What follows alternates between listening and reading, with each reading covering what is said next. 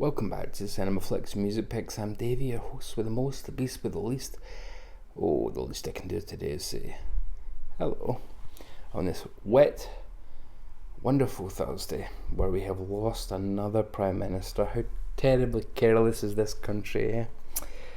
Oh well, whatever your name was, we'll never see your likes again. Hopefully. We're going to have a look, for it is a good day, at one of my favourite films from one of my favourite production companies, starring one of my favourite actors. And there's no point in being coy, you can read. It's Peter Cushing and Night Creatures, as they call it over that America they have these days. Captain Clegg, for those of us in the civilised world. From 1962, starring Peter Cushing and Patrick bloody Allen. Oliver Reed gets quite high billing as well. This is one of the roles that would start to push him up the totem. It was also in Curse the Werewolf, about the same period for Hammer. Was working his way up, and These Are the Damned as well, of course, one of the better lead performances he got the chance to give. Although Curse the Werewolf's fantastic, it's very much a support role here. So if you're here for Oliver Reed, don't be. Be here for Peter Cushing. Are there that many Patrick Allen fans? I don't think they're, Googling every day to see if there's any more Patrick Allen news. But hey, if you are, welcome. Captain Clegg is based on the novel.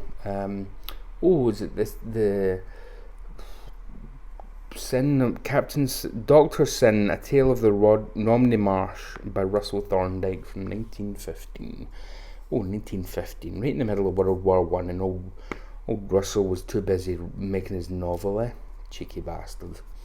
Should have been in the trenches.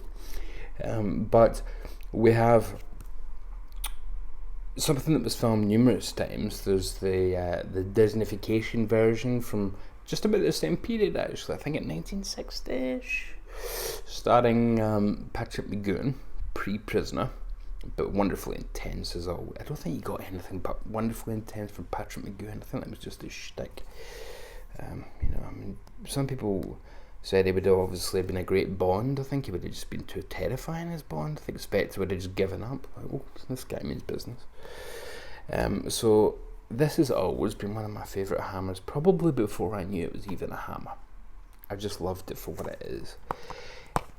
We're going to go into spoilers, but I don't think there are spoilers here, because the film doesn't really play anything as though it's a surprise. And you know who everybody's going to turn out to be.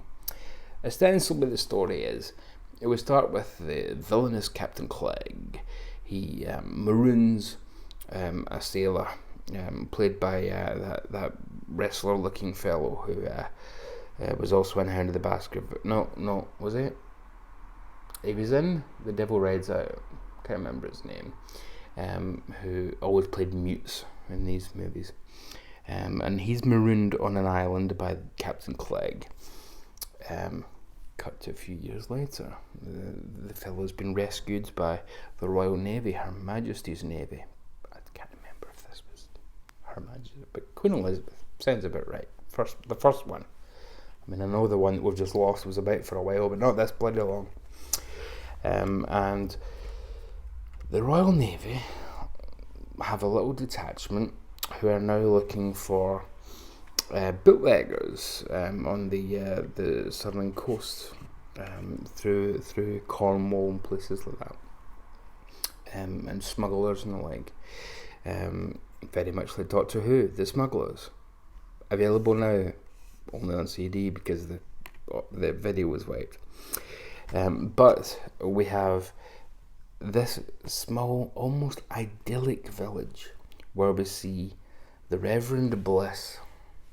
We see the Reverend Bliss, played by Peter Cushing, and he leads this idyllic little town that seems just so wonderful to be in.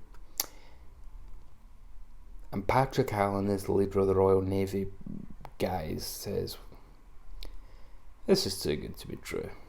There's something going on. There's something going on here. But I do have one pilgrimage to make. I'm doing the Peter Cushing thing, even though this is Patrick Allen I'm talking about here. I want to see the grave of the legendary pirate, who at this stage is now presumed dead, has been hung, Captain Clegg. Unbeknownst to him, and here's where the spoilers come in, the Reverend Bliss is indeed Captain Clegg. And this wonderfully kind, fun Reverend that we've been following for the first 30 minutes of the movie is indeed the infamous pirate. However, he's charming. If he was a dastardly pirate akin to Christopher Lee Hughes, in Pirates of Blood River, films like that Hammer had also made, then we're certainly getting no indication of it here. He's kindly, he has a charge that he's taken in, treats as though it's his own daughter, and he's very much the father figure of the village, not just because he was Captain Clegg, but as Reverend Bliss, and as a kind of mentor figure. They do genuinely come to him for advice and friendship. He is, this bizarre, cheery pirate turned priest. Yes, just saying it out loud makes me happy. But when Patrick Allen wants to see the grave of Clegg, oh boy, it's one of the greatest Peter Cushing scenes ever, because he obviously knows that he's not dead, because he's him, and Patrick Allen is saying, yes, it's just one of my only regrets that I never got to see him swing myself. I was on duty at the time. And the Reverend here just can't resist taking the opportunity to rub salt in the wounds of Patrick Allen. But of course you never did see him swing, did you? So you completely missed that. It's like you chased him for years for almost nothing. It was completely pointless, Patrick Allen. What a waste of a life you've had. And me being a simple country priest, I will pray for you, my son, but what a shame you never got to see the wonderful pirate Captain Clegg in his pomp as he was taken down by the brave boys of the Royal Navy.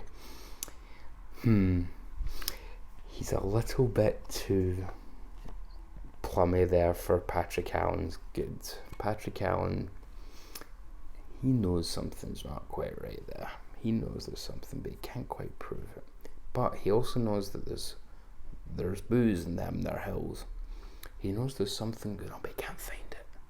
And there are these wonderful visuals where we see these skeletons. And this is where the horror element comes in, because this is not a horror movie, it's an adventure film. And oftentimes not that adventurous, it's almost more of a lightly comic adventure. But these skeletons are to scare people away should they want to investigate the comings and goings of the bootleggers, of the smugglers led by Captain Clegg and co. So that's where the horror element comes in. In America it was called Night Creatures, and they doubled down on the promotional material for the skeletons, leading people to think it was much more of a horror movie than it is, because it just isn't. This is why I'm covering it in Halloween time, because, hey, you know me, I like covering stuff that's just not on topic at all. Hey, what's your favourite Halloween horror? A film that's not even remotely a horror.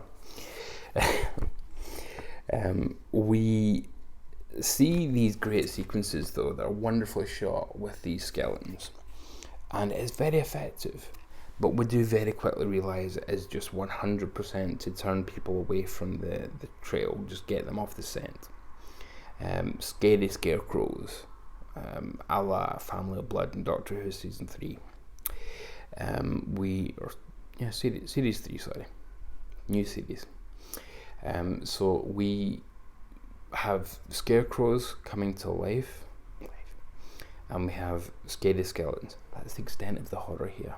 The rest of it's just a jolly old caper. And let's go through some of the pictures here. We also have Michael Ripper with the bug eyes.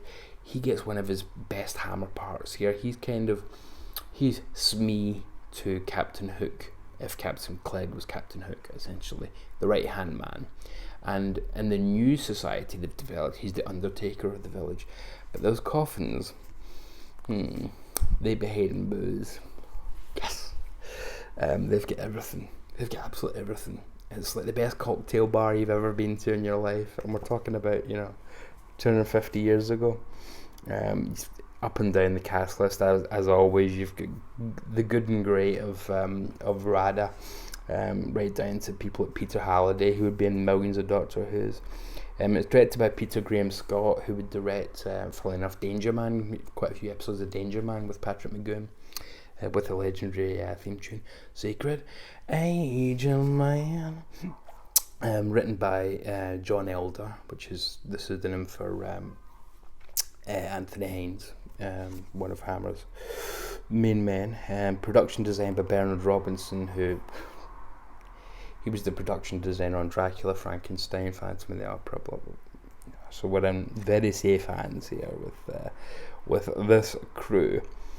And let's have a look at some of the stuff we get to see here. So this is your kind of romance that underpins a little bit of the film to add a romance. It's the weakest part of the film. Nobody cares. Nobody cares. This is what you want. Piratey stuff and there's something weird going on around here. Patrick Allen investigating, and the villagers hiding it, and all that kind of stuff. And Peter as Captain Clegg, as the Reverend Bliss. I mean, it's wonderful because he plays both parts absolutely stupendously. I mean, here's one of the terrific scenes where he's winding up Patrick Allen. The idea of the film itself, and here's the Reverend Sidney Doran with Peter Cushing offering advice on how to play a priest. Peter with spectacles behind the scenes. The idea of selling it as one thing when it's completely the other is, it's exploitation, but also to me, in this case, because the film's so fun, you probably won't care. You just enjoy Peter Cushing really getting to. When I say ham it up, that normally means he's chewing the scenery, so too over the top. In this case, it's perfect, because Captain Clegg is the one hamming up, not Peter Cushing. He's the one showing hubris and being far too over the top and probably asking to be caught. It's almost like the great criminals, the Moriarty, the Napoleon of crime himself, who has not just a need to commit the crime, but also a bizarre need for Sherlock Holmes to uncover his crimes so that he can be recognised for his genius. It's almost like Captain Clegg needs, when he meets Patrick Allen, to let him know, I'm Captain Clegg, I fooled you, you're an idiot, I fooled you, oh wait, I've just snitched on myself, oops. There are a lot of subplots that go on with the romance, with how Patrick Allen figures it out, but believe me, this film rests squarely on the shoulders of Peter Cushing's dual performance. And in a way, 3 performances, because he's Captain Clegg, the infamous pirate, he's Reverend Bliss, the kindly Reverend, but then he's what the Royal Navy see as this kind of hybrid. So he's got to be kind of all 3, where you can believe he could still be an evil pirate. But is he? Was he ever an evil pirate? Was he always just a decent guy who just happened to be a pirate? After all, many pirates, as we know from history now, were former Royal Navy men who were thrown aside by the Crown after wars and just discarded.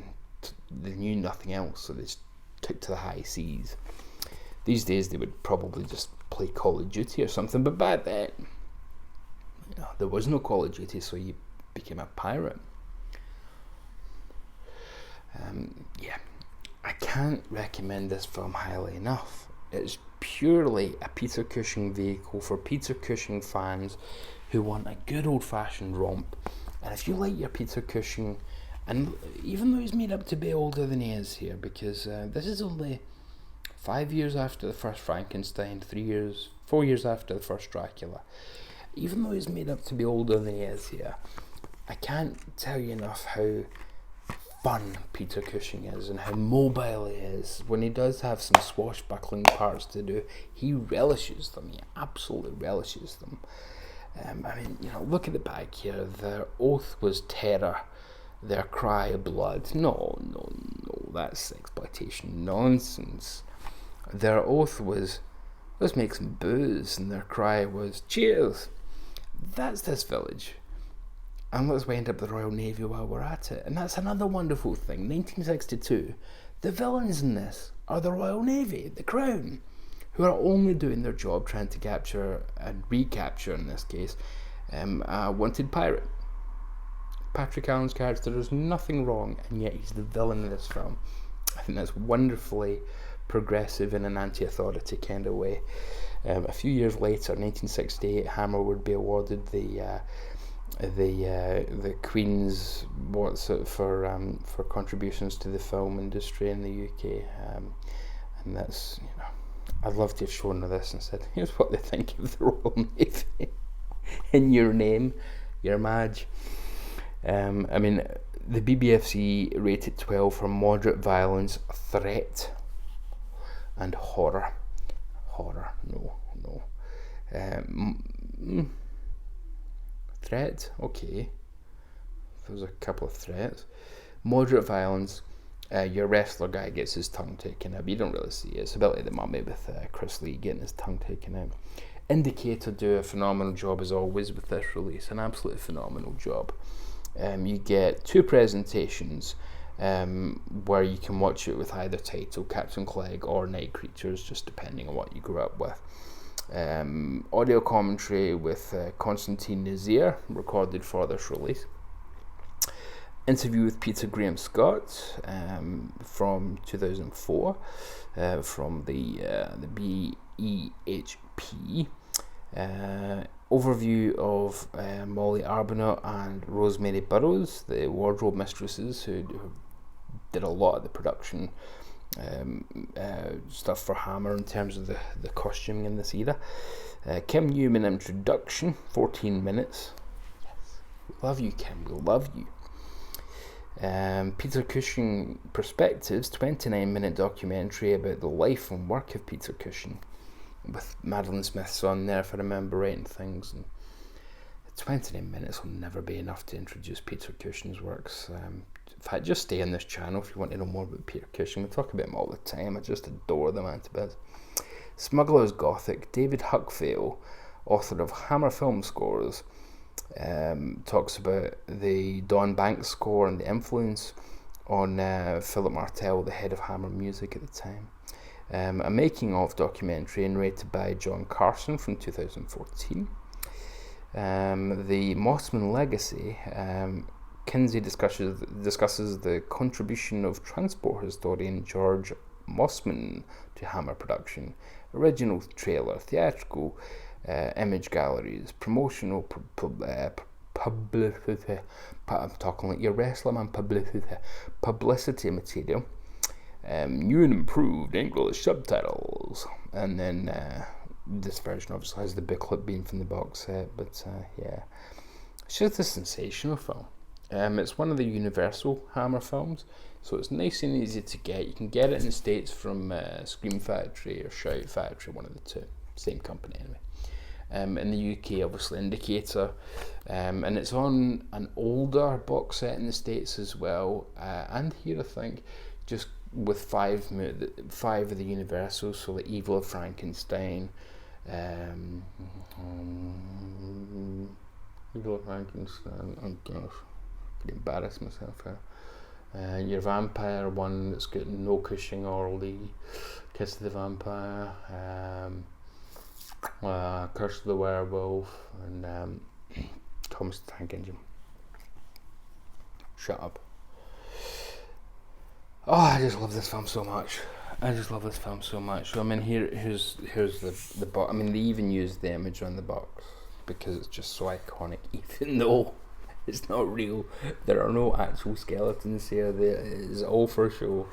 This is Was this Hammer Volume 5? But it's got The Shadow of the Cat, Captain Clegg, Phantom of the Opera, and Nightmare from Indicator. All the extras. Wow. And this was the one where, in the middle of COVID, they ran out of single disc boxes, so they gave you a little extra, a little paper Captain Clegg. And the other ones in the set had a little disclaimer saying, "Look, we know this is just a bit of paper. Leave us alone. Don't complain, for goodness sake. We're doing our best." And reversible cover, which will be more familiar to American audiences. It's your night creatures in colour. So yeah, again, none of this happens in the film. It's pure exploitation. You vaguely get some skeletons in some remarkably cool looking scenes, but that's just not what you should focus on here. It's all about the interplay between Bliss and Captain Clegg as the dual persona trying to fool Patrick Allen, and how he may have to give it all up for the sake of his friends and his ostensibly his daughter. So, my goodness, 21 minutes just to talk about one movie, but it is one of my favourite movies, so I'm not going to apologise for that. I don't apologise for anything. I'm sorry about that. And look, I'm even wearing my Hammer t-shirt today, my rather faded Hammer t-shirt with everybody's on there. You're Gorgon, you've got a couple of Frankensteins, you've got Dracula, you've got the Reptile, you've got the Mummy, and then right in the middle of it all, of course, who do you have? Of course, Plague of the Zombies down the bottom there. Of course you must have Peter Cushing at the centre of Hammer. Of course you must. Oh, friends, Romans, countrymen, apologies, it's been another rambly one, but didn't mention Liz Truss is gone.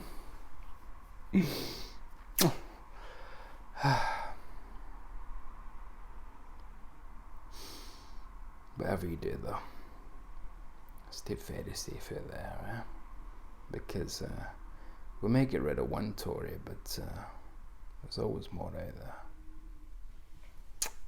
Love and mercy, my dears. Love